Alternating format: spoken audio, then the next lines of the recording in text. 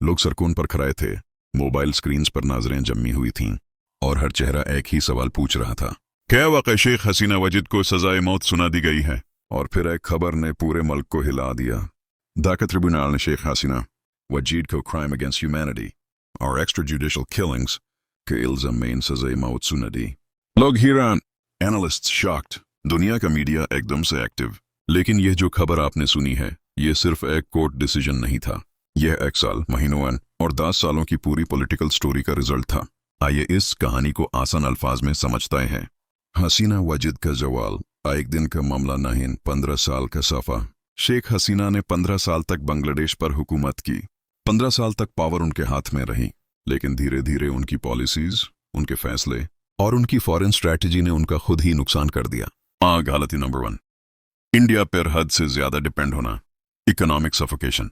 बांग्लादेश की ट्रेड और इकोनॉमी एक तरह से इंडिया के बगैर चल ही नहीं रही थी। जितना बांग्लादेश इंडिया को एक्सपोर्ट करता था, उसका 5 गुना ज्यादा इंपोर्ट कर लेता था।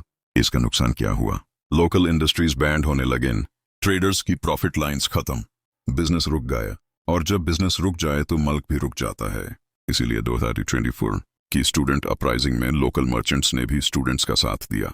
उनका डार्ट सीधा था, खरोबर चले बिना मुल्क कैसे चलेगा? गलती नंबर 2, चाइना का गुस्सा लेना। बेल्ट एंड रोड इनिशिएटिव को रोकना। चाइना बे ऑफ बंगाल के जरिए अपना बेल्ट एंड रोड इनिशिएटिव आगे बढ़ाना चाहता था, लेकिन हसीना की गवर्नमेंट का रवैया कुछ यूं था। चीना के प्रोजेक्ट्स डिले, चीना के प्रपोजल्स ब्लॉक, इंडिया के रूट्स और ट्रेड को फुल सपोर्ट। ये देखकर चीना ने सोचा, बांग्लादेश इंडिया का सैटेलाइट बन रहा है और चाइना कभी भी अपने रीजनल इन्फ्लुएंस को कमजोर नहीं होता देख सकता। यह उनके लिए रेड अलर्ट बन गया। गलती नंबर 3, अमेरिका की रेड लाइन को छेड़ना। सेंट मार्टिन आइलैंड का इनकार। 2023 में यूएस ने एक रिक्वेस्ट की, सेंट मार्टिन आइलैंड के 3 किलोमीटर एरिया में टेम्पररी मिलिट्री पोस्ट बनाने की इजाजत दी जाए। यह एरिया छोटा लगता है, लेकिन स्ट्रेटेजिक तौर पर बहुत अहम है। अमेरिका वहां से चाइना की सप्लाई लाइंस को मॉनिटर कर सकता था, बे ऑफ बंगाल के ट्रेड को कंट्रोल कर सकता था। लेकिन हसीना वजीद ने कहा, नहीं, इजाजत नहीं मिलेगी। क्यों?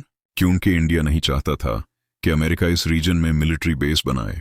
लेकिन यहां एक ट्विस्ट आता है, चाइना भी नहीं चाहता था कि अमेरिका बे ऑफ बंगाल में मिलिट्री पोस्ट बना ले। इसलिए कर इंडिया नाराज, चीना नाराज, अमेरिका नाराज।